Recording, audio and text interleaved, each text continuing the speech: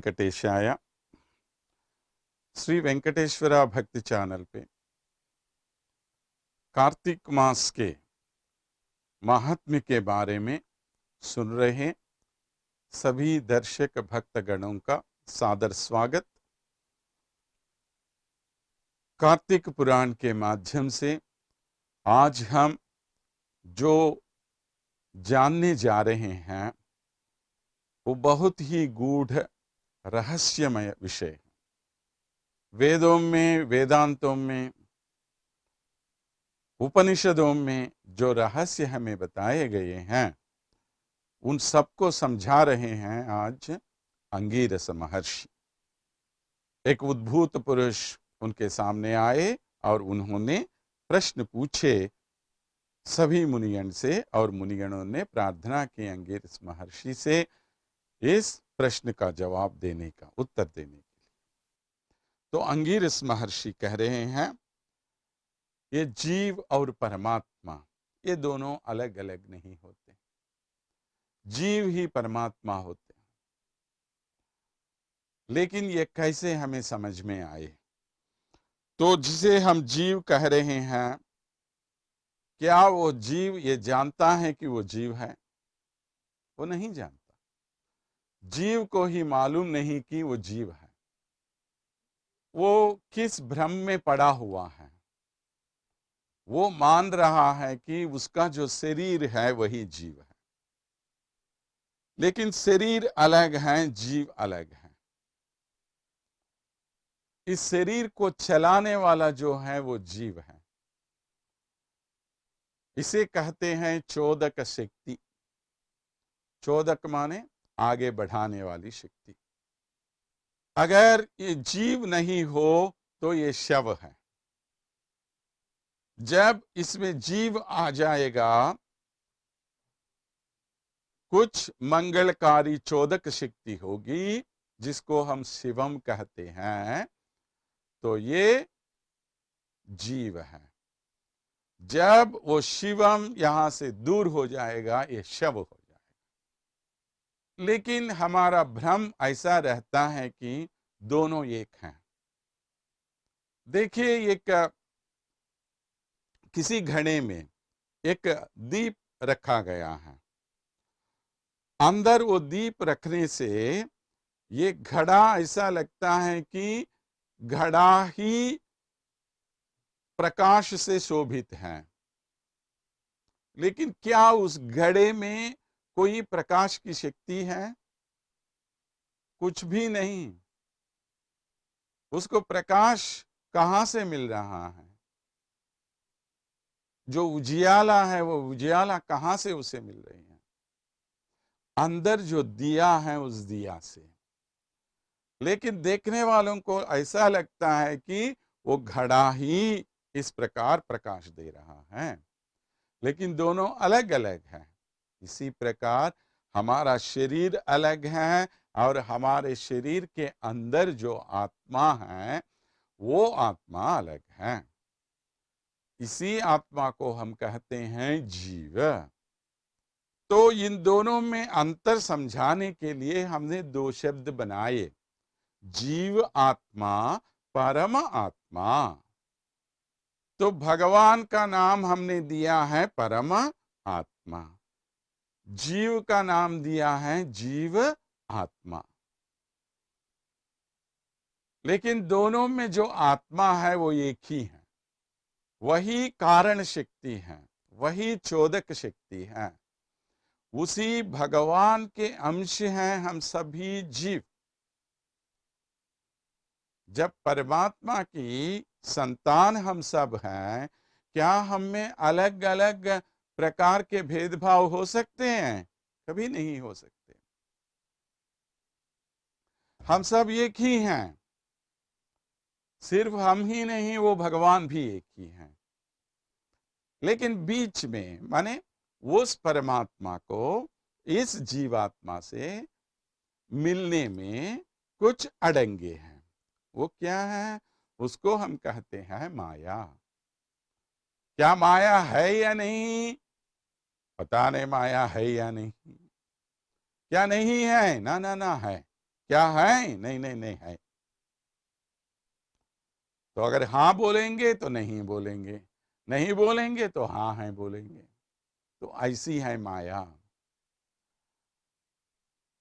तो ये जीवात्मा उस परमात्मा से मिलने के लिए पहले जीवात्मा को ये समझना चाहिए कि मैं ही वो भगवान हूं। तो हमारे अंदर जो आत्मा है वो हमारे सभी कामों का साक्षी है। इसके लिए हम कहते हैं अंतःकरण शुद्धि से काम करो। माने जब कोई भी काम तुम करते हो, तुम्हें पहले समझना चाहिए कि तुम जो कर रहे हो वो सही है या नहीं।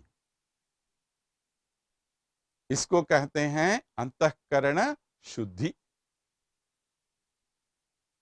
तो जब हम अंतःकरण शुद्धि से काम करेंगे तब सभी काम अच्छे ही हो जाएंगे, उसमें कोई बुरी बात होगी ही नहीं। लेकिन क्या किस माया में हम पड़े हुए हैं? तो ये ऊपर जो शरीर है यही वो अंतःकरण है। नहीं नहीं, ऊपर जो शरीर है इसमें हमेशा परिवर्तन होता रहता है।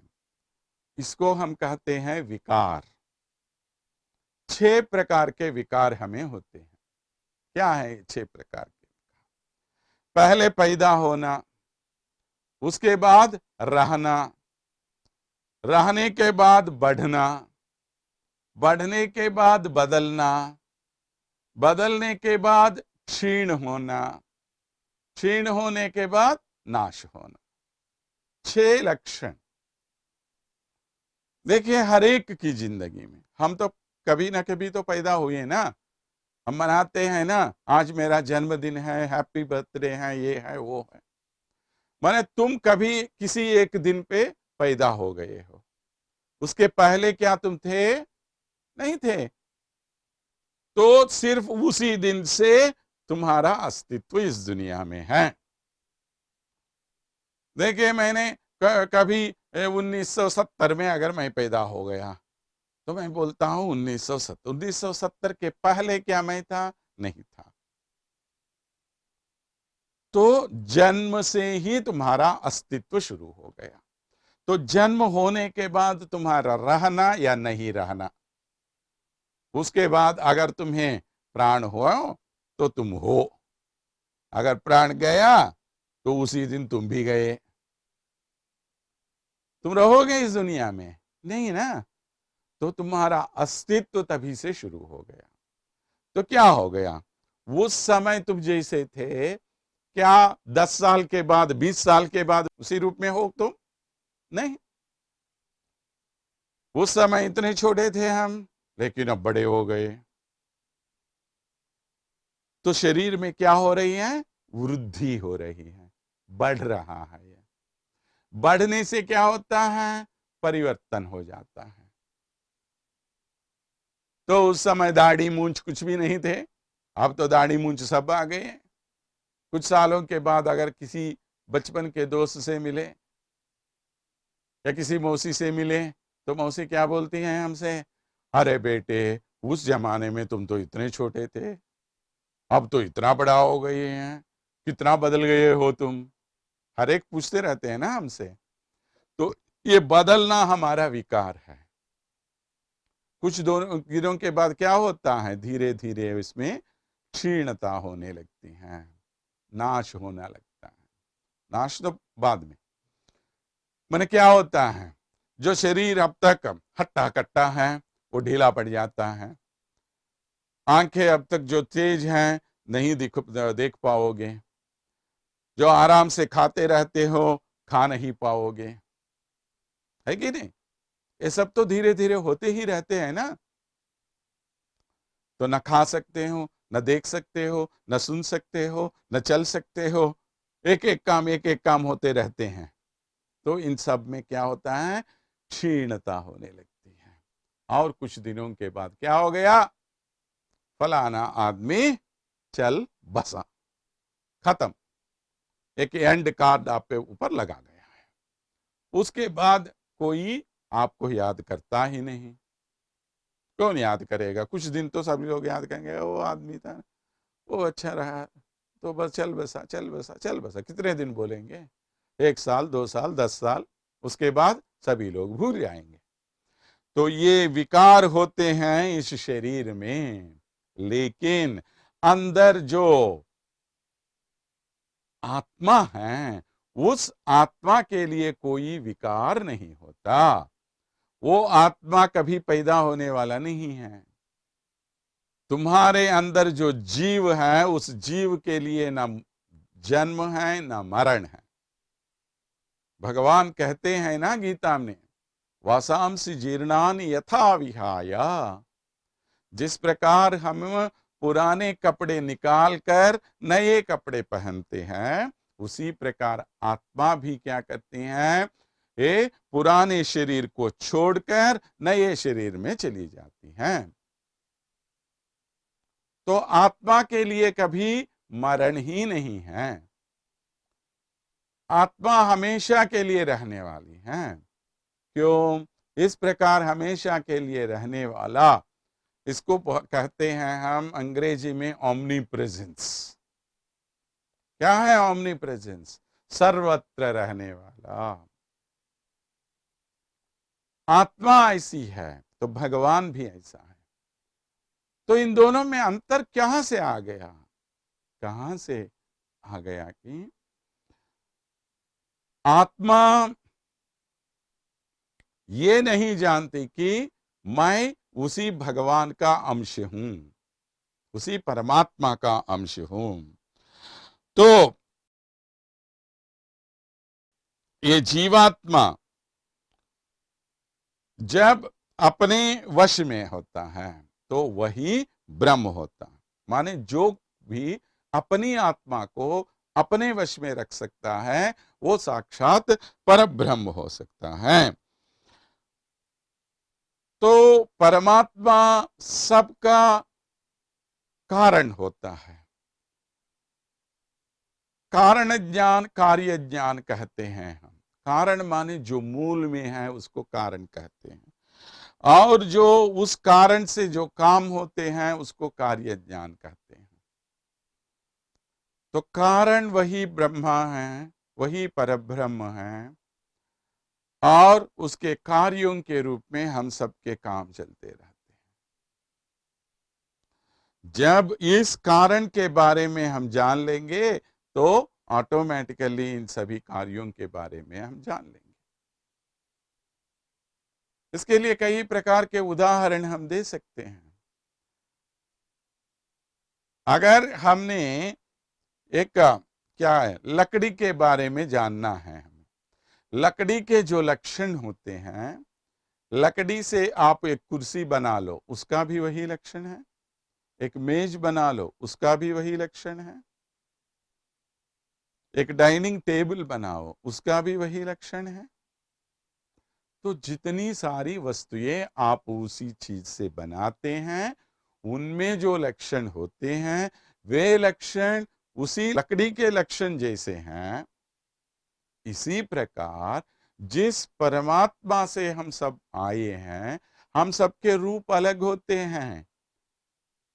कुर्सी की तरह मेज नहीं, मेज की तरह डाइनिंग टेबल नहीं, और उसकी तरह कोई अलमारी नहीं। सब तो अलग अलग हैं, लेकिन सबके पीछे है क्या? एक ही लकड़ी। Would is same. तो इसी प्रकार हमें तरह तरह के जीव तो दिखाई देते हैं, लेकिन इन सभी जीवों के पीछे एक ही परमात्मा है। इसमें थोड़ा माने अलग अलग मत हो सकते हैं। अरे भैया, ऐसा कैसा हो सकता है? तुम तो उसी भगवान के अंश हो, लेकिन तुमने बहुत गलत काम किए यहाँ पर आकर। तो ऐसा तुम जाके कैसे बोल सकते हो कि मैं भी भगवान हूं? ये धूर्तता नहीं है? क्या तुम्हें इतने महान गुण हैं जितने गुण उस परमात्मा में हैं? ऐसे कैसे बोल सकते हो? गलत काम कभी तुमने किया, ओके, बाद में तुम सुधर गए हो, तुम ठीक हो गए हो और तुमने ये जान लिया कि मैंने गलती कर दी, सही है, मान लेते हैं हम। लेकिन तुमने किया या नहीं किया? किया ना। तो तुम कैसे बोल सकते हो कि मैं भी परमात्मा जैसा हूं? तो वो यहां आके थोड़ा मत भेद हो गया है और उनको कहा गया है विशिष्ट अद्वैत। अद्वैत ही है, लेकिन भगवान इससे थोड़ा ऊपर है, इसके लिए इसको विशिष्ट अद्वैत कहते हैं। और एक मत ऐसा भी है, नहीं नहीं नहीं, दोनों तो पूरी तरह अलग है। परमात्मा ने हम सबकी सृष्टि की है, अलग से बनाया हमें, तो वो कहा गया है द्वैत सिद्धांत। तो इस प्रकार द्वैत, अद्वैत, विशिष्टाद्वैत, तरह तरह के मत पैदा हो गए हैं। लेकिन सबका मानना ये है कि परमात्मा ही हम सबकी सृष्टि का आधार है। तो जब इस प्रकार दोनों में कोई अंतर नहीं है, ये भाव हम में हो जाएगा, तभी हम दोनों एक हो जाएंगे। तो ये भाव कैसे होगा, कौन हमें बताएगा ये? अरे भैया, तुम ही भगवान हो। कोई ऐसा ऐसा आदमी बोलने से क्या आप मान लेंगे? नहीं मानेंगे ना। तो ये बताएगा कौन हमें? सिर्फ एक सद्गुरु ही आपको बताएगा। जब आपको एक अच्छे गुरु मिलेंगे, वो गुरु आपका मार्गदर्शन करेंगे। ऐसे गुरु का मिलना ही आपके जन्म का अहोभाग्य वही होता है। तो वो गुरु आपको बताएगा और वेद आपको बताएगा परमात्मा के पास हमें कैसे पहुंचना चाहिए, परमात्मा के बारे में कैसे जानना चाहिए। जब ये सब हम जान लेंगे, तभी हमें मुक्ति मिलेगी। इसी को कहा गया है मुक्त जीवन। माने तब क्या होता है, संसार के सभी बंधनों से हम दूर हो जाते हैं। लेकिन ये बंधनों से हम क्यों नहीं दूर हो पा रहे हैं? क्योंकि हमारे कुछ प्रारब्ध कर्म होते हैं, कुछ संचित कर्म होते हैं। इन कर्मों के जाल में पड़कर हम ये नहीं जान पाते कि परमात्मा हमारा ही है, हम उनके ही हैं। ये भेदभाव हमें ऐसा ही बना रहा, तो जब ये भेदभाव दूर हो जाएगा, तब हमें बुद्धि मिल जाएगी। तो इसके लिए हमें करना क्या है, क्या होना? हमें मानसिक शुद्धि होनी चाहिए। मानसिक शुद्धि कैसे होती है? गुरु के कहे हुए मार्ग पर चलने से मानसिक शुद्धि होती है। मैंने कहा मैं शुद्ध हो जाऊंगा, शुद्ध हो जाऊंगा। कैसे शुद्ध हो जाओगे? बोलने से क्या कोई हो जाता है शुद्ध? नहीं होगा ना। तो उसके लिए कुछ क्रियाकलाप की जरूरत है। ये क्रियाकलाप आपको समझाएगा कौन? गुरु समझाएगा। इसका मार्ग निर्देशन हमें मिलता कहाँ? वेदों में मिलता है। लेकिन वेदों का अर्थ समझना हर एक के बस की बात नहीं है। इसके लिए एक सद्गुरु की आवश्यकता है। वेदों में तरह तरह के विषय बताए गए हैं। उन सब विषयों को एकत्रित करके, उन सब को एक जगह पर लाके, उनका जो सार है वो सार बताने वाला होता है गुरु। और उसके लिए वो क्या करता है, एक मानसिक स्थिति हमें लाना चाहता है। वो स्थिति जो है उत्तमोत्तम स्थिति। ऐसी स्थिति पाने के बाद तुम्हें न सुख न दुख, कुछ नहीं होगा। उस दशा को भगवान ने कहा गीता में स्थित प्रज्ञ की दशा। ये स्थित प्रज्ञ की दशा जब तुम पालोगे, तब हर प्रकार की शुद्धि तुम्हें हो जाएगी और आत्मा का यथार्थ परिचय आपको होगा और वेदोक्त कर्मों का पालन आपको करना होगा और वर्णाश्रम के अनुसार काम करना होगा। हर एक के लिए, एक ब्राह्मण के लिए खासकर 4 प्रकार के काम हमें बताए गए हैं। स्नान करना, संध्या जप करना और वैसे ही होम करना, सूर्य नमस्कार करना। इस प्रकार हर एक जाति के लिए कुछ कुछ विधियां बताई गई हैं। उन सब विधियों को करते हुए जो भी करेगा, चाहे वो शूद्र हो, चाहे वो चंडाल हो, चाहे वो कोई भी हो, हर एक के लिए मुक्ति अवश्य मिल जाएगी। बस इतना याद रखना चाहिए कि मानसिक शुद्धि उसमें हो। ये मानसिक शुद्धि हमें कब मिलती है? कार्तिक मास में। तस्मात् कार्तिक मासस्य यः कालः पुरुषार्थद। इसलिए कहा गया है कि कार्तिक मास में हमारे सभी पुरुषार्थ सफल हो जाते हैं। इसके लिए न कार्तिक समो मास न काल कार्तिकात् समः। कार्तिक मास से बढ़कर कोई दूसरा मास नहीं, उससे बढ़कर कोई दूसरा काल नहीं है। न कार्तिक समो मास न देव केशवात् परः। भगवान विष्णु से बढ़कर और कोई देव है ही नहीं। ऐसा समझाया अंगिरस महर्षि ने उस उद्भूत पुरुष को। ये इतनी गहरे विषयों को बहुत ही आसान तरीके से उन्होंने उनको समझाया। इस प्रकार कार्तिक मास के महत्ता को समझाकर और भी आगे लेके जा रहे हैं। उनके साथ हम अपना प्रयाण जारी रखेंगे। तब तक स्वस्थ।